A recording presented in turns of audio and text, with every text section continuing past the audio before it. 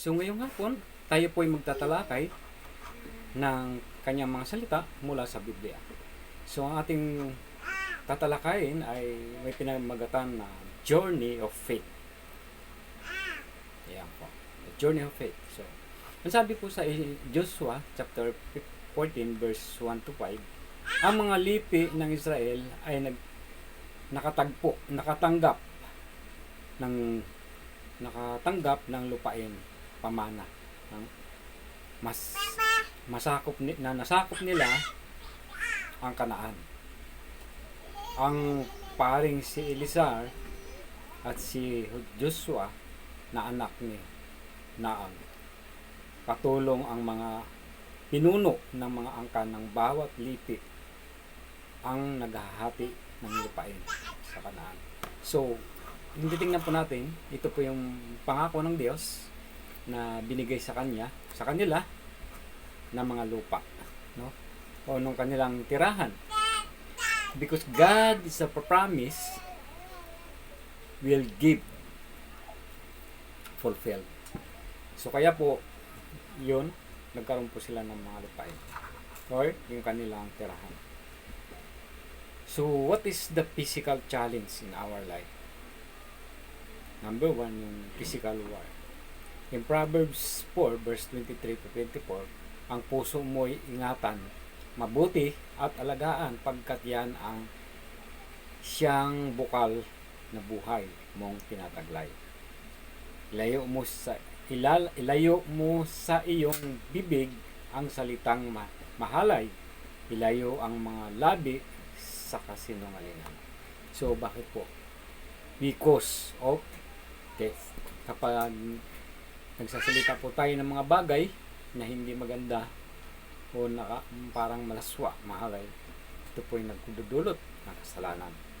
Kaya po sinasabi ng mga salita dito as a warning. Do not go for that word. So wag ni babanggitin man lang, ni gagawin, wag mo pang gagawin. So yun po yung mga salita na hinasabi sa kanyang salita. So because challenge is war na naglalaban diyan sa ating puso, no? Diyan sa loob ng ating puso. Because they had two person o meron po tayong dalawang katauhan na naglalaban diyan sa ating kalooban, no? Kung gagawin ko ba ito o hindi, no? Or yung simple nature tsaka yung holy no po.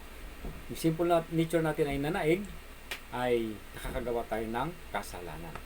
Kaya po may war yan, yes, mayroon pong war. Pangalawa, victory.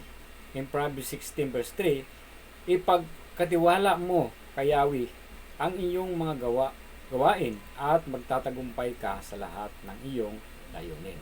So, kapag sa Diyos mo po inasa o pinagkatiwala ang mga bagay-bagay, tiyak po na makakamit mo yung katunggumpayan.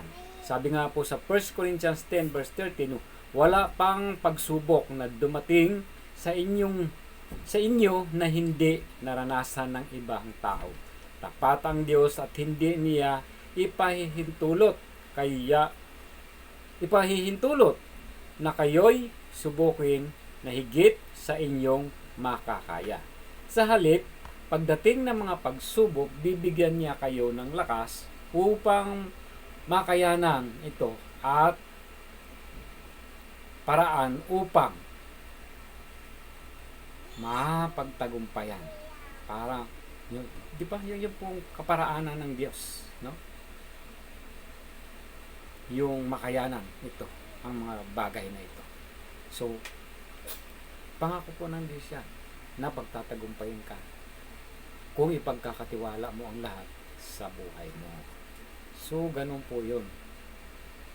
Lagi po. Number 3 po, what blessing for promise of land. So, ano po yung pinangako sa kanila? Yung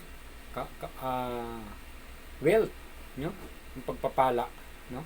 In 2 Corinto chapter 9 verse 8, magagawa ng Diyos na pasaganahin kayo sa lahat ng bagay at higit pa sa inyong pangangailangan upang sumagana kayo para sa mabubuting gawa. So, yun po yun. Kapag naging tapat tayo, kapag napagtagumpayan natin yung mga bagay na ito, tiyak po ang kasunod ng kasaganahan. Because God provide for all if you have overcome for all. So, magandang hapon sa inyo lahat. Nawa po yung napagpala ang mga salitang ito sa inyo po.